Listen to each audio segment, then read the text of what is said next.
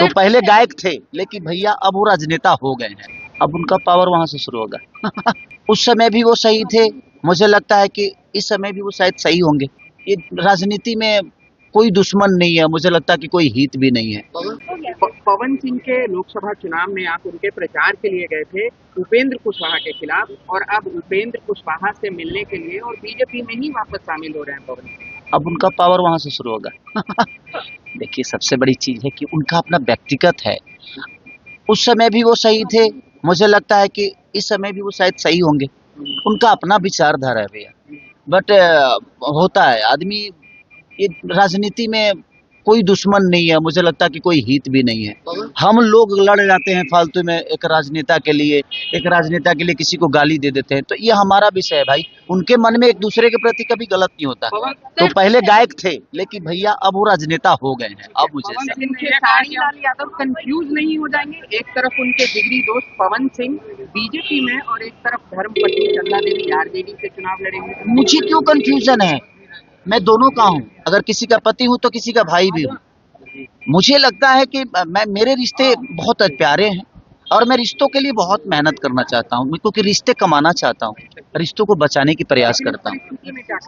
वो परिस्थिति में तो उनको भी देखना होगा कि उनकी भी भवे लड़ रही है। अगर लड़ेगी तो उनको भी तो देखना होगा ना कि भाई मेरे भवे के लिए, भाई तो मेरे भाई के लिए आया था, अब भवे के लिए बड़ा भाई जाएगा कि नहीं, तो उसका अपना विषय है। तो राजनीति से मैं दूर हूँ अभी, ऐसा विषय कुछ है नहीं। अगर कुछ होगा तो मैं आप लोग को जरूर आगाज करूँ। पवन सिंह कह रहे हैं कि हम बीजेपी से अलग कभी हुए ही नहीं।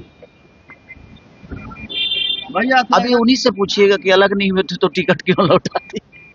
ये देखिए उनका विषय है। मैंने क्या बोला है कि राजनीति में ना इमोशन नहीं होता और ना ही दर्द होते हैं, वहाँ सिर्फ बिजनेस होते हैं और धंधे होते हैं।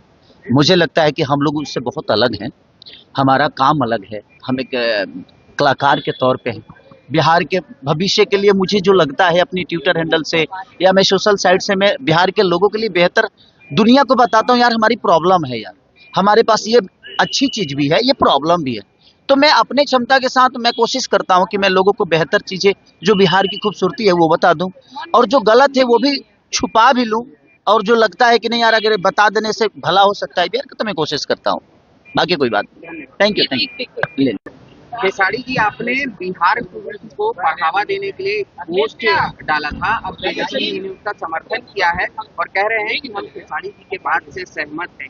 तेजस्वी यादव का आपको समर्थन मिल रहा है बिहार के लिए जो आप बात। देखिए, बिहार के लिए जो बेहतर चीज होती है हम कोशिश करते हैं अपने क्षमता से, कि मुझे जितना लोग जानते हैं, जितना लोग मुझे प्यार करते हैं, कम से कम हमारे भाषा चाहे बिहार में क्या चीजें हैं जो नहीं जान पाते हैं, वो मेरे माध्यम से इस चीज को जाने कि हमारी बिहार में बहुत सारे पर्यटन ऐसे हैं जो हम वहाँ पे अगर बेहतर तरीके से चीजें करें तो पलायन बाहर से यहाँ आएगा, कम से कम दर्शन करने तो आएगा, यहाँ की महिमा को समझ पाएगा, यहाँ की महिमा को जान पाएगा कि हमारी मिट्टी में कितनी ताकत है और कितनी आस्था है। इसलिए मैं प्रयास हमेशा करते रहता हूँ कि हमारे माध्यम से जो लोग इस चीज़ को नहीं जानते हैं, कम से कम उन तक ये बातें पहुँच जाए कि नहीं यार बिहार में ये भी है। हम कहीं जाते हैं, आज उत्तराखंड हो या वैष्णो देवी हो, या हम जाते ही हैं, हम भी जाते हैं क्योंकि हमारी आस्था है वो।